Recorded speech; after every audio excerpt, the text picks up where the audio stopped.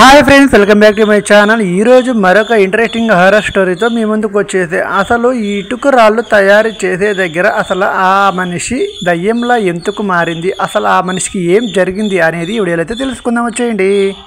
రాము కూలీ పని చేసేవాడు. అతనికి కుటుంబం లేకపోవడంతో పనికొచ్చిన చోటే పడుకునే అలవాటు. ఓ రోజు నగరానికి అంచున ఉన్న నిర్మాణంలో పని దొరికింది. అక్కడ రాత్రిపూట గస్తీ కాస్తూ నిర్మాణంలో పని అయ్యే వరకు అక్కడే ఉండాల్సినట్టుగా యజమాని చెప్పాడు. ఇంటి నిర్మాణం కోసం కొత్తగా ఇటుకలు తెప్పించారు. వాటిని ఓ పెద్ద బట్టీలో ఒక మూలన ఉంచారు. కానీ కొంతకాలంగా కూలీలంతా చెప్పే ఒక సంగతి ఏంటంటే ఈ బట్టీ పక్కనే ఎవరో మాట్లాడుతున్నట్టు, ఏడుస్తున్నట్టు వినిపిస్తుందని. కానీ దాన్ని ఎవరు పెద్దగా పట్టించుకోలేదు. రాత్రి భయం మొదలైంది. ఒక రాత్రి రాము అలసటతో ఆ ఇటుక బట్టి పైనే పడుకున్నాడు. చల్లటి గాలి వీస్తుంది. అర్ధరాత్రి ఓసారి గట్టిగా హఠాత్తుగా మేలుకొన్నాడు. ఎందుకో మరి ఎవరో తనపై ఒత్తిడి చేస్తున్నట్టు అనిపించింది. కళ్ళు తెరిచి చూసేసరికి ఓ తెల్లని చీర కట్టుకున్న యువతి అతని పక్కనే కూర్చొని ఉంది.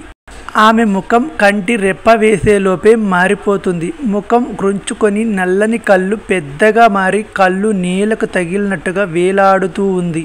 రాము నోరు తెరవాలనుకున్న మాట రాలేదు. ఆ దయ్యం మృదువుగా నా ఆత్మకు శాంతి కలిగించు అంటూ అడిగింది.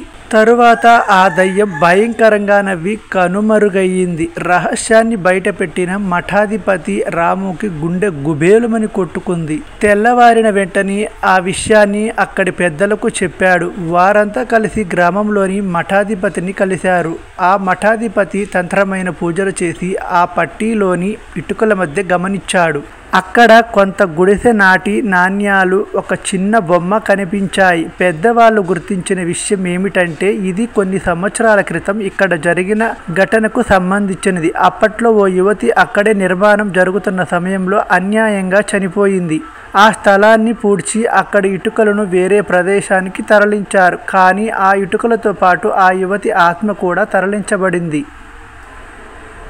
దయ్యాన్ని నాశనం చేసిన పూజ మఠాధిపతి సూచన మేరకు తాము ఆ వస్తువులను గంగానదిలో నిమజ్జనం చేశాడు.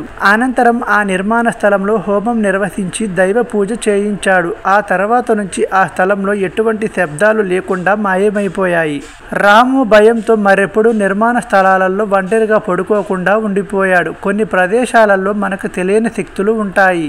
వాటిని తక్కువ అంచనా వేయకూడదు. కొన్ని వస్తువులు నెగిటివ్ ఎనర్జీని కలిగిస్తాయి. అలాంటి చోట్ల జాగ్రత్తగా పాటించడం మంచిది. మరి మీకు ఇలాంటి హారర్ స్టోరీ ఎక్కడైనా ఎదురైందా లేదని కామెంట్ సెక్షన్లో తెలియజేయండి. అలాగే ఈ హారర్ స్టోరీ ఎలా ఉందో కామెంట్ సెక్షన్లో చెప్పండి. అలాగే నచ్చితే లైక్ చేయండి, షేర్ చేయండి. ఇలాంటి మరిన్ని హారర్ స్టోరీ కోసం నా ఛానల్ని ఇప్పుడే సబ్స్క్రైబ్ చేసుకెళ్ళండి.